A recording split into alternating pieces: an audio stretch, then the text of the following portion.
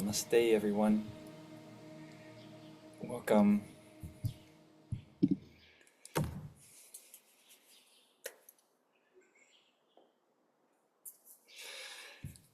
Many familiar faces, some people back after some time. It's super nice to be together on a special day, Guru Purnima. If you've heard about it, maybe you read my message in the chat. It is the brightest full moon of the year after summer solstice. And every year, India has so many celebrations. There's always something going on. Every year this one returns, and it is the day in which our teachers are remembered, felt gratitude for, either with whole ceremonies or just in our heart. I today was in a ceremony. Maybe you can still see the yellow mark on my face. A very beautiful guru here in Portugal. Her name is Ganga Mira. And she was the wife of Papaji. They also have a child together. Her daughter lives here too. And they were, or Papaji was a direct student of Ramana Maharshi. And we spoke about him last week. This is a very special teacher. And we're going to go a little bit into his practice today. We've already been going a lot into his practice over these sessions. But I didn't always mention his name. Very simple practice, but the most deep practice, perhaps. So, I think everyone is here. So why don't we find our nice seat? Let's see if we are relaxed in our body, if the shoulders are dropped, if any tension is still somewhere in the face, in the neck. And just taking a moment to release that.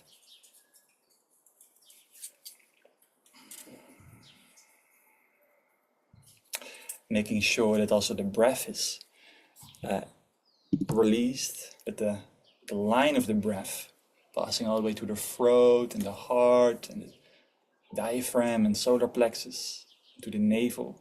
That line feels open. Even becoming aware of that line can already open it up. Just we start with these simple physical gestures.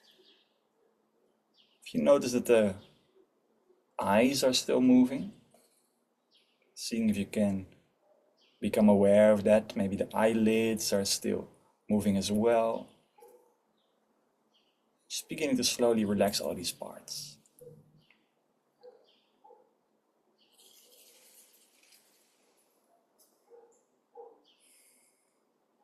Becoming aware of the breath. And before we take any deeper breaths, just noticing how the breath with the touch of your attention naturally deepens, smoothens.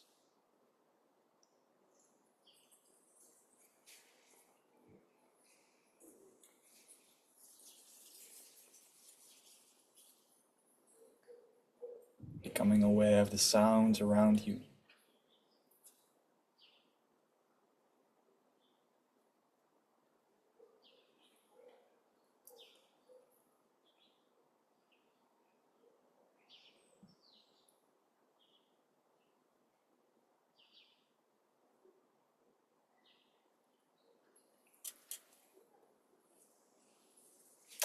And let's start off with 3 deep breaths, synchronizing them for all these people from all over the world. First, gently exhaling through the nose. And then completely inhaling.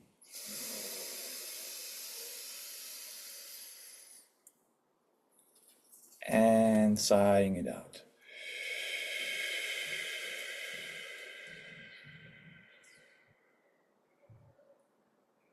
And again, inhaling.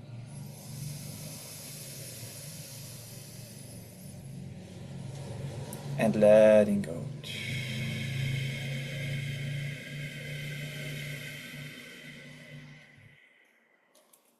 And one more full inhale. Holding it briefly at the top. Feeling the chest expand, the ribs expand, and then letting go.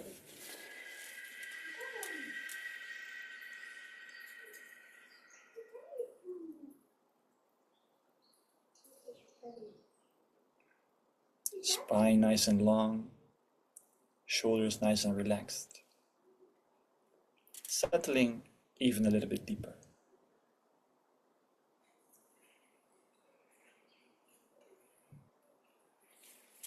Giving full permission to drop into this moment as if nothing happened ever.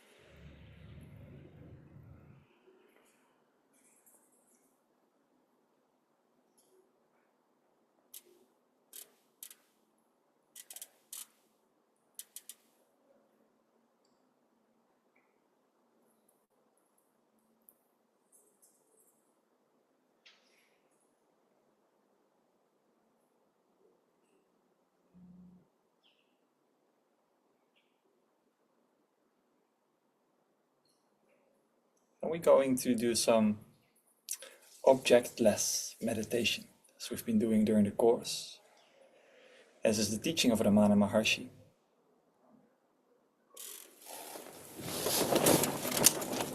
So objectless meditation. Objectless meditation means to not focus the mind on anything in particular. So not locking it on any single point. Sometimes this can be very challenging or even incomprehensible, but I trust that all of us can have this experience in this session. It is almost like if this is the mind and it contracts during the day and it thinks about things, and where we focus on the breath or on a candle flame, it becomes beautifully sharp. Objectless meditation is kind of like after that step of sharpening the mind. And our mind is already sharpening as we are slowing down the words and we are breathing. Objectless meditation is after the mind has sharpened down, almost into like a tunnel. It's as if we let go of the tunnel, and it's almost like you expand the mind out in all directions. So often we miss most of our experience because we are veiling it with our thoughts. But if we learn to really relax, so it's a physical relaxation, it's a relaxation of the eyeballs, and it's a relaxation of attention. If we try to completely relax attention, it doesn't have anywhere to go, except for here. We cannot shut this moment off. So if we relax, it's almost like a oneness experience. We are just simply here. So often Ramana Maharshi was linked with the term Advaita, non-duality. He said, this is not about duality, where there's a perceiver and there's experiences, or non-duality. This is about just being. About the causeless happiness that is in being. It can be so hard to reach and yet so simple. Ramana said, one day when you arrive, you laugh at all your past efforts, because where you reach is where you were. There's nothing special about it in a way. It's the most ordinary thing. But this is, of course, when we speak about a kind of aim for enlightenment, whatever that means. This is what this teaching is all about. A kind of enlightenment, a samadhi state.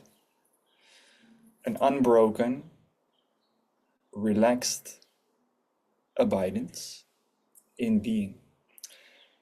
So we're going to practice with that. And what's really important when we do objectless meditation is that we are not going to try to seek any particular experience. So it is being exactly with the experience that is here. So usually in the beginning of practicing objectless meditation, what can be a confusion is that we think it needs to feel peaceful. But objectless meditation, it can feel very peaceful, but it doesn't exclude any human emotion. So objectless meditation can also take place when the mind is agitated, or when there's a heavy feeling that we normally don't like to feel. So it is absolutely inclusive and available for everyone. It's just the motion of relaxing the mind into the present moment. Sometimes the sentence can really help to, when we can't surrender, because there's an element of surrender to what is. When we can't surrender, because that is still a bit of a mental trick. When we can't surrender, when we just try but we can't, when we try to feel at peace and we just can't, what we can still do is to relax our inability to feel at peace. So it's very transcendental in a way. It's taking a step back all the time. Surrendering our inability to surrender, if it's there. And enjoying the peace, if it's there too. One very important question that Ramana gave to be more in our being. He actually called it the heart. Many people call it meditation or consciousness. He actually called it the heart, capital H, heart. He gave the practice to ask ourselves the question, who am I? And not to be given an answer to in the form of, well, I'm this person and I'm so old and this is my body. You could ask the question also slightly differently. Who am I, or what am I? When things are coming and going, when my mind is coming and going, liking something, not liking something, being entertained, being bored.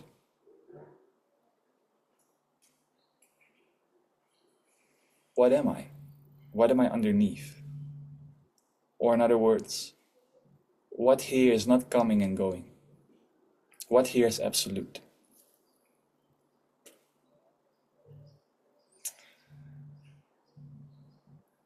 And then to rest there.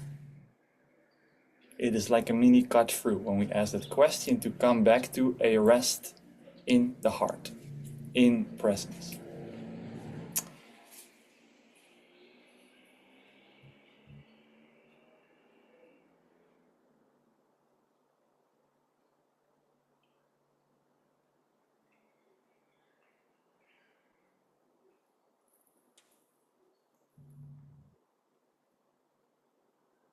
So let's for a moment gently draw the attention back to the body and to the breath, just for a moment. After the words, bring the mind again away from concepts.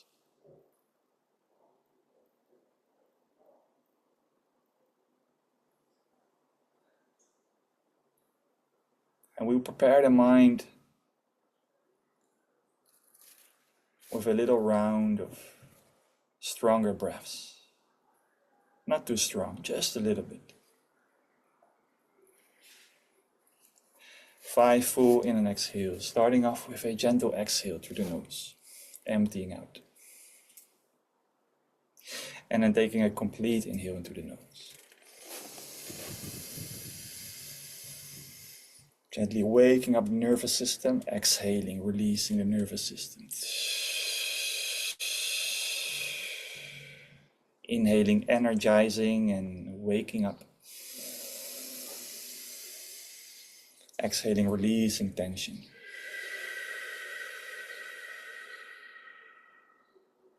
Inhaling. Exhaling. 2 more. Releasing. 1 more. Holding at the top for 3 seconds.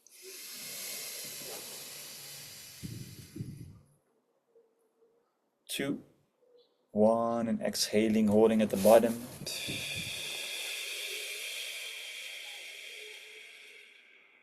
For about 5 seconds.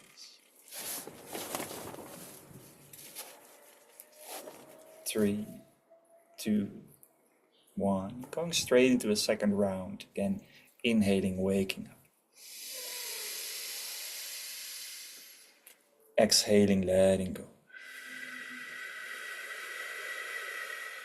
Inhaling, sending vitality to the mind and to the cells. Exhaling, release. 3 more.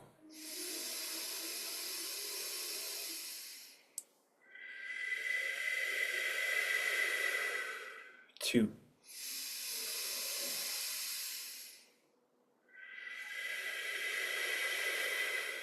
1.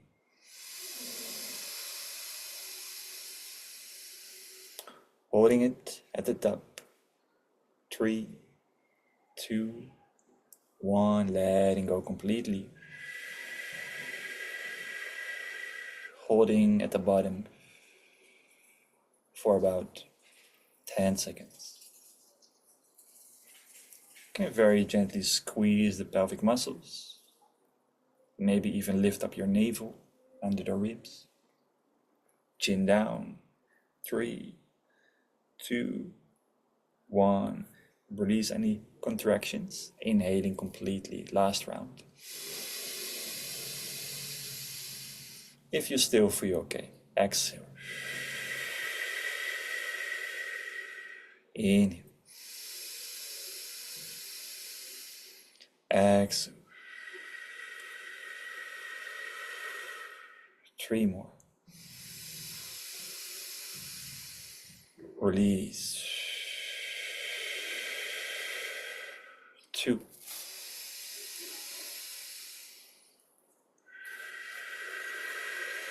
1. Really drawing energy in, lengthening out.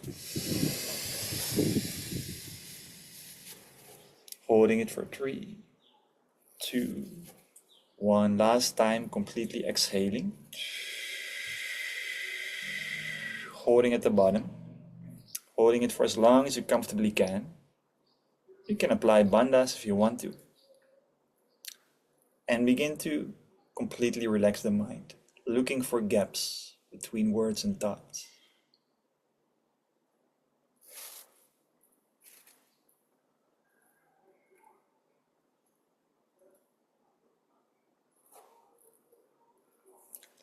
Sensory perception, void, emptiness.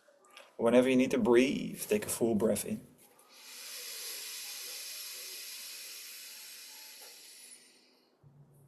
Holding that one more time for 10 seconds.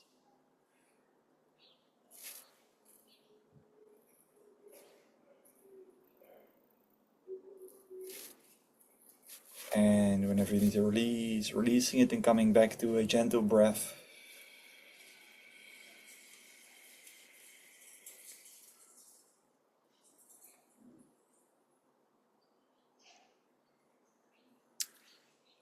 And so, for the next minute or so, 2 minutes or so, giving that objectless meditation a feel, a sensing into it, sensing into the present moment. Allowing awareness to be free.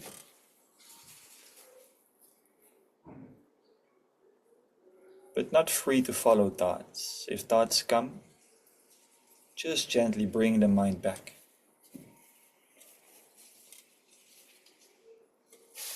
Back to the present moment in the form of your sense perceptions.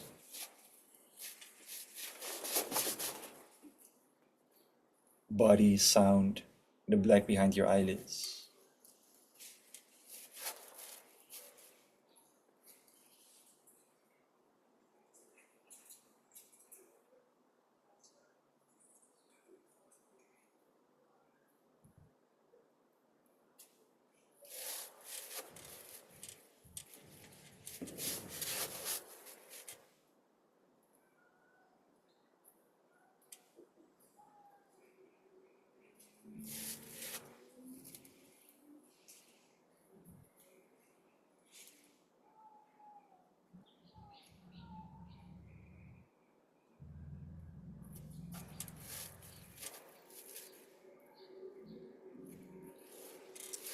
Like a curiosity and openness.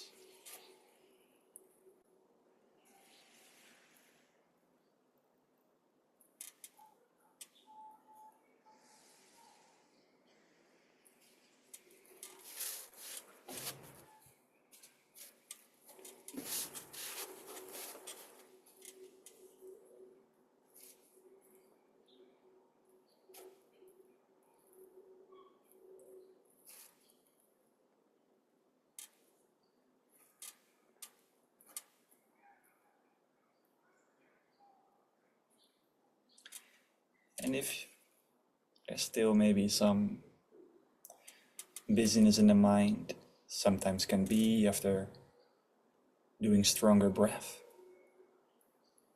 we'll begin to completely harmonize it down. You can do this next exercise two ways. You can either join me closing nostrils on each side, whatever way you want to do it, with your index fingers and thumbs, or like with a shaka shaka gesture with the hands, doesn't really matter. You can either do it while closing the nostrils on each side, or you can simply follow the count if you don't feel like holding your hand up. Sometimes it can be distracting or heavy on the shoulder. So whatever you join, first we'll begin with an exhale, then closing the left nostril and inhaling through the right for the count of 4. We just do this for 3 minutes to slow the nervous system down. Then holding both nostrils, holding it for 4, 2, 1. Closing, opening the left, exhaling for 4, 3, 2, 1. Closing both nostrils, 4, 3, 2, 1. Inhaling through the left. 2, 1. Closing both nostrils. 2, 1. Exhaling to the right. 2, 1. Closing the right. 2, 1. Inhaling to the right. 2, 1. Closing. 2, 1. Exhale left. 2, 1. Closing. 2, 1. Inhaling left. We're going to slow it down.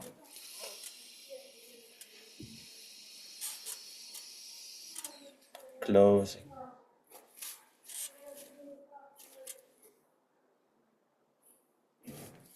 Exhaling right.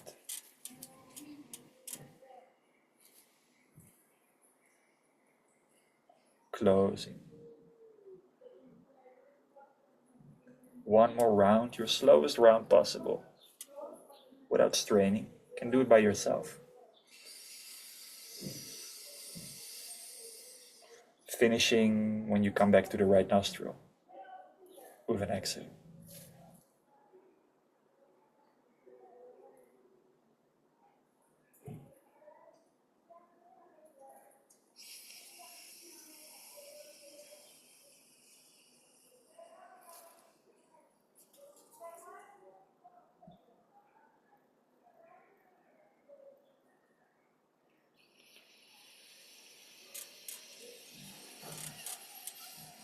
And even while doing these exercises, you can keep the eyes steady inside the eyelids.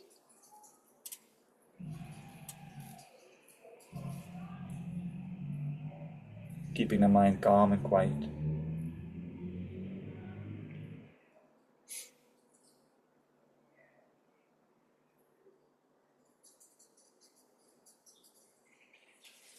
And very relaxed also.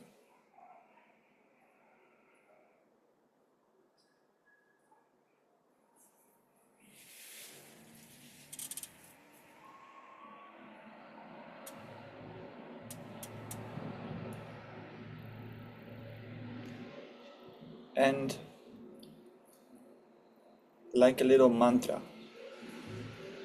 it's important to not say it without meaning, to really ask yourself as a question. You can do this every once in a while. You can let this question come back to your mind, especially if you've been getting lost in thoughts. You can ask yourself to where, or to what, or to who is this thinking appearing? Or to what is this agitation appearing, this feeling? And you can literally ask this question internally in your mind. Any variation of this question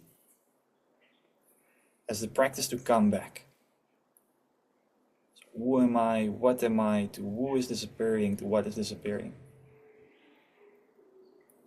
Without seeking an answer in words.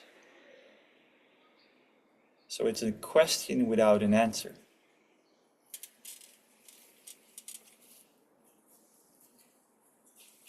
The answer is any form of silence you can taste.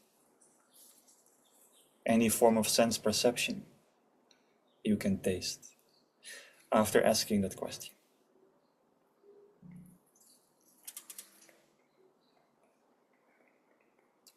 So just relaxing in this meditation,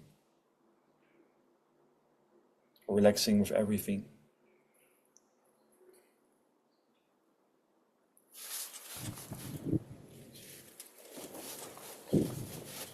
Not seeking anything.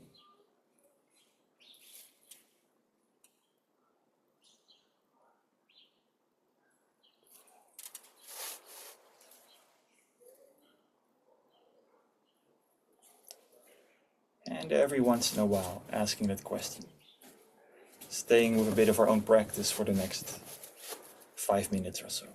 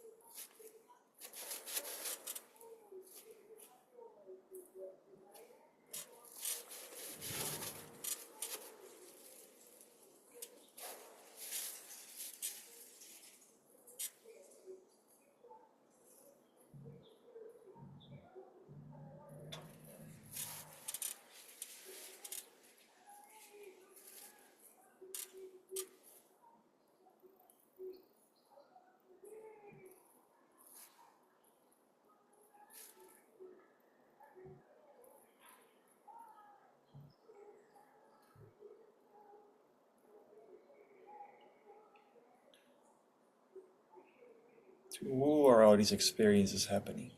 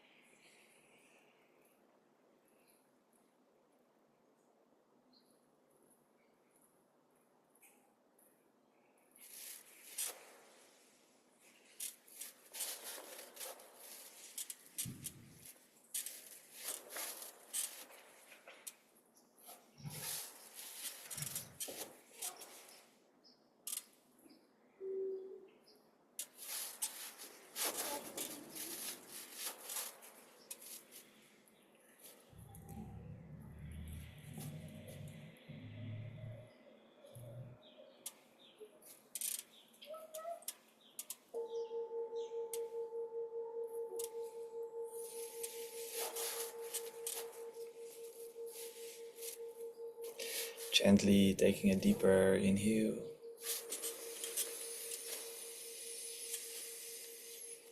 and letting go.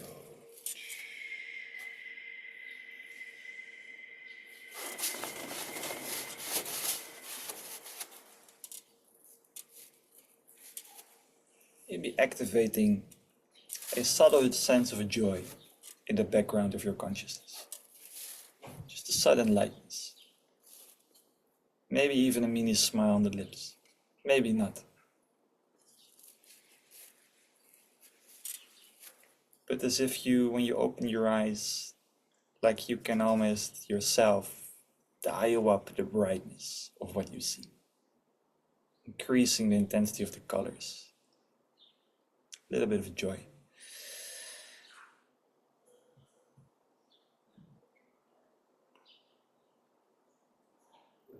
Costless joy. Costless okayness. So, in a moment I would love to open the space, to open the other microphones for anyone that wants to share, ask, connect.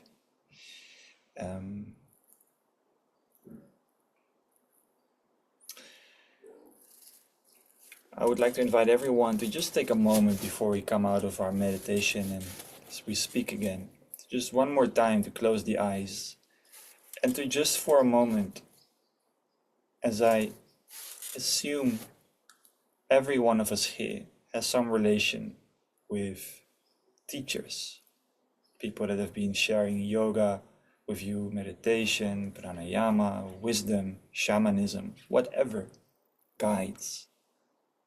Maybe even your pet that reminds you of presence. Just taking a moment to feel gratitude for anything that they've been able to transform positively for you. And taking the next 1 or 2 minutes to just allow this person or few people or maybe dozens of people to just be in your mind for a moment, to hold them with gratitude on this Guru Purnima day, on this day where we honor the people that have brought us lightness, because that is what the word Guru means, the people that have brought us light and that have taken away our ignorance.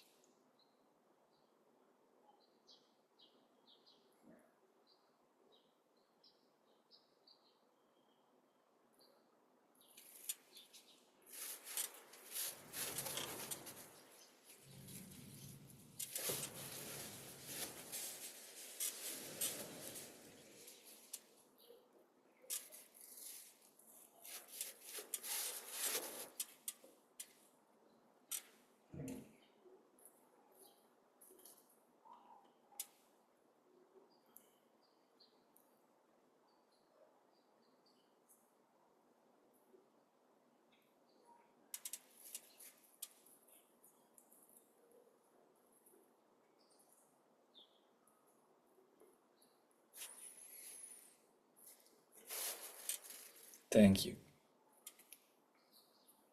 Thank you. I also really thank my teachers. I wouldn't have been able to share anything I've shared ever in a yoga meditation class without teachers. You know, in India, what I find very beautiful when you go to India is there's a strong culture there of when you say thank you to your teacher, they'll be like, no, no, no, no, it's him, and they will kind of point to the one they've learned it from. Not everyone is like that, but I've encountered many like that, and that keeps also the humility. Like it's not me. I got it also from someone, and there's some source somewhere in the back, but it's never about the person transmitting it in a way. It's always about the one behind. But so, yeah, just wanted to share that. I also like to answer a question I got in the groups chat. Anyone who likes to be in the groups chat, by the way, feel free to drop your phone number in the chat. I will add you to the group. I have a WhatsApp group. And I got a question. Hi, Thomas. Could you tell us more about how to transition from objectless meditation to Ho'oponopono? And another question, or metta meditation. Which practice is recommended for daily practices? I haven't seen if you are here. It was from Kat. Feel free to unmute you. I do see you now. Yes. Hi, Kat. You can unmute yourself. I will first try to answer your question, and maybe if I don't answer it precisely, you can let me know. So, how to transition from objectless meditation to Ho'oponopono?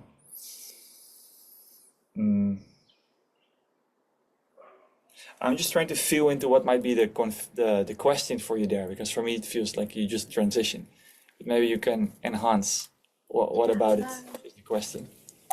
I remember you mentioned on the 4-week section, you were saying like you were doing this objectless meditation, then later on also doing this, I don't know, is it Vedanta to Tantra? So is that how do you change from objectless meditation, doing all this concentration after that, do to the other type? Yeah. You know, when we speak about all these different spiritual paths, we're not speaking about 100,000s of different meditations in some way. Everything is basically much more related to each other. So objectless meditation,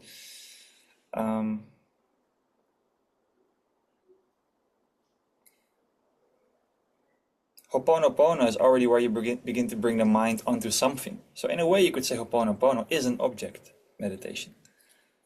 Like everything else, to focus on your breath, to draw something. It is all kind of focusing the attention of the mind, and to withdraw the attention of the mind is objectless. And this is something you can alternate literally in the matter of a few seconds. Even in these meditations, as you progress, you'll probably find that it becomes relevant to relax the mind completely and become objectless, very spacious. But that can also easily become spacing out, and where you actually just feel quite good, but you're still lost in thinking somewhere. So then sometimes it can be helpful to come back to, for example, your whole body, just to feel your body. So you use slightly again, you bring the mind back. So transitioning, it will depend where you are in your journey, how much you need to practice, how many years you've practiced, because concentration becomes easier and easier. If objectless meditation doesn't work, we've been speaking about Tantra in the course. They in Kashmir Shaivism, they always try the highest method first, objectless meditation. If that doesn't work, we come back to maybe meditation on energy, feeling the body, feeling the emotions, feeling the spine, feeling the heat, cold. If that doesn't work, we come back to the most basic breath awareness kind of like practices. So this is how you could work with it in your own life. Does that make sense? No, I'm thinking like to reach to this state, to objectless meditation, then you got to like keep practicing. It will take time. Then do you stop doing this and then go to I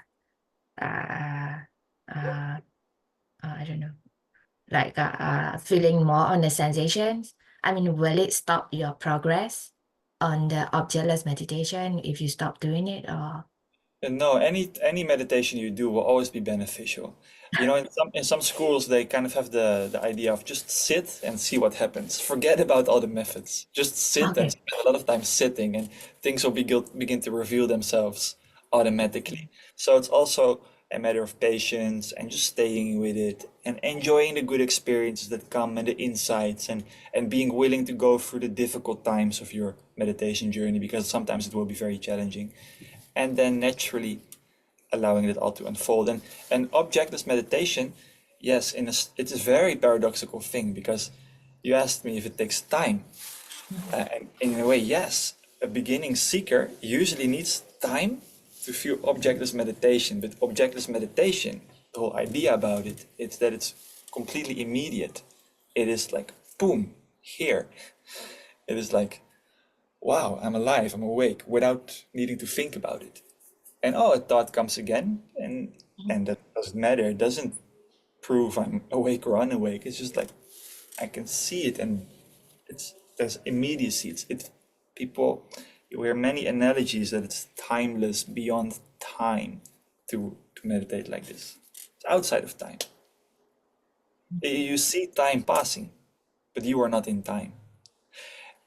And then, you know, these things I say, these are all kind of pointers to point you into the direction of being able to meditate like that.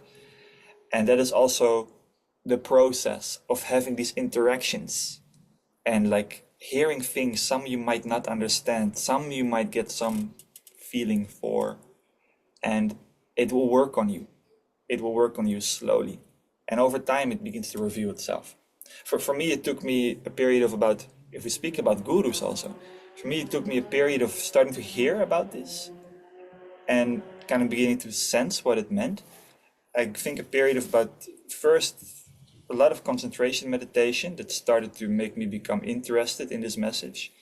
And then a period of about 6 months of daily listening to to Muji, with many talks. I was living in Amsterdam, and he was my best entry to listen to spirituality. I was listening.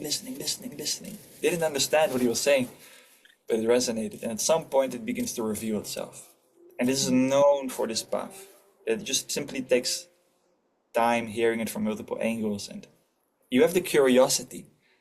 That is amazing, because that means you are on your path to have deep realizations. That is good to know. That should give you a lot of faith on your journey. Right. Thank you. Did I answer all your questions? Yes, yes, you did. Yeah, yeah. Thank you. Amazing, thank you. Nice to see you here again, Kat, a bit newer to the group. Which practice is recommended for daily practices? So, yeah, I would say to sit always in the morning, 10 minutes at least, and if in the evening again, 5 minutes. That would be probably the minimum to make it work. Uh, some people will say, well, I want to keep it light. You know, if you are more strong, if you have more motivation, if you have more time, you could say 20 minutes twice a day would be the absolute minimum. But I don't want to discourage anyone. But yeah, if you can take time, make time for it. If you can create space in your life where not everything is making you think, but where you have a lot of time to also to just be in nature, be by the ocean, be in the mountains, drink a tea. That's recommended to go deeper into this journey to make real progress. And so much is I have to watch out, because I'm gonna start another hour talk on what to do every day to practice spirituality. So, yeah, I could, you know, if you want, I could spend another hour talking about it. Diet, sleep, phone use, social media consumption, self-study, living in integrity and with certain morals that we feel are important. Vegetarianism or veganism, probably for most people. Yeah, it's a lot, but it's beautiful. Does anyone else like to share something, ask something, connect? Feel free.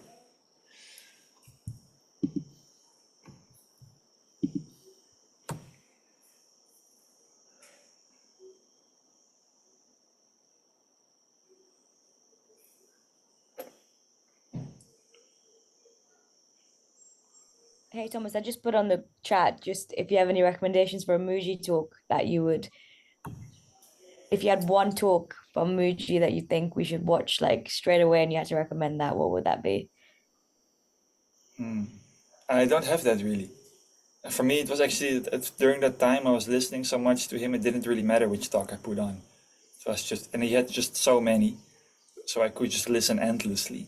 And what is nice is his talks are very focused on realizing consciousness. He doesn't really go to many other places. There's lots of other wisdom in it too, so you will learn a lot of beautiful things. But it's just super focused, and it will. So it doesn't really matter which talk. I do believe on his website they give some recommendations for 3 talks. I think that you can start with. I think with this, it's when you know that your time is ready to go into deeper realization, what will prove that is how much you are drawn and magnetized towards these things. If it resonates and if you feel, if you get almost a slight addiction to be around a certain teacher, to listen to talks, or that's it. If it's not there, then it's not there, In Vedanta, they speak a lot about grace. Grace begins to bestow us, give us the motivation, the practice, the insight. We're not doing anything. It just happens all to us, and we get to witness ourselves opening up, magnetized, booking a flight to India, quitting our jobs to be able to meditate more, taking all the risks of the spiritual journey. Vedanta is very strong about that. The philosophy of Vedanta, for anyone who doesn't know, it's a philosophical school in India that's also extremely linked to teachers we've been talking about. Ramana Maharshi, Papaji, Vedanta. Grace is a vital component of the teaching. Non-doership. Breaking the identification with thinking that we are the doer, to realize that we were never the doer. And yet, all the paradoxes through that realization become a much better doer than before. It's a journey of paradox.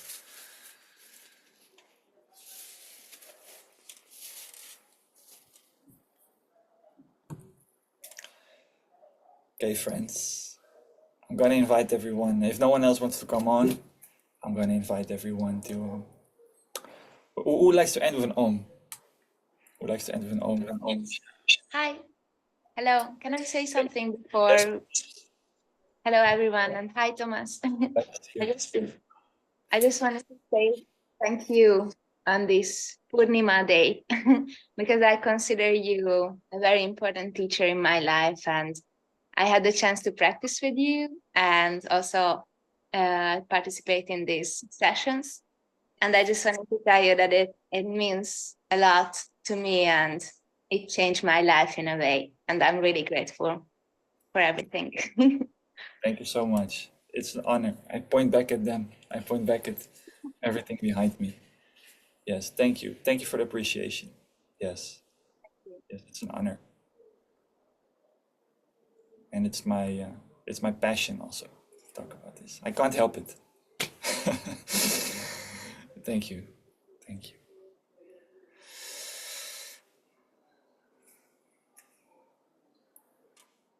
Shall we then end with an om together? Yes, you like the om? So then better to not have the microphones on because then it's going to be chaotic. I'm going to my Shruti box. C and G.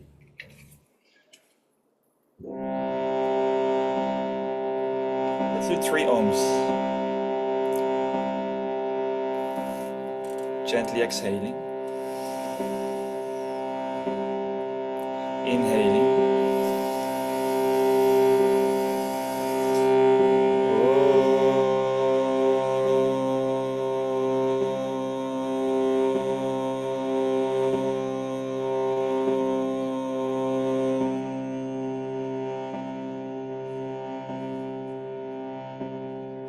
Inhaling.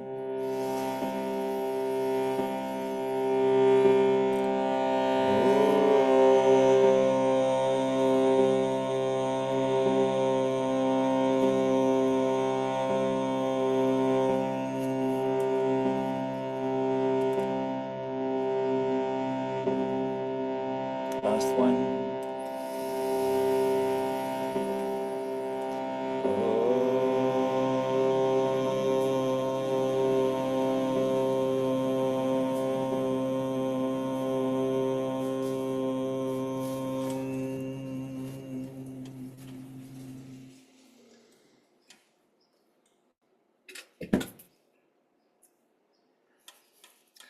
Om Loka Samasta Sukhino Bhavantu. May all beings everywhere be happy, free, and liberated. Om Shanti Shanti Shanti. Om peace, peace, peace. Thank you so much. Lovely session. Special day. I felt it was powerful energy today in the air. Thank you for spending time together. And I look forward to see you perhaps next week. Bye, everyone.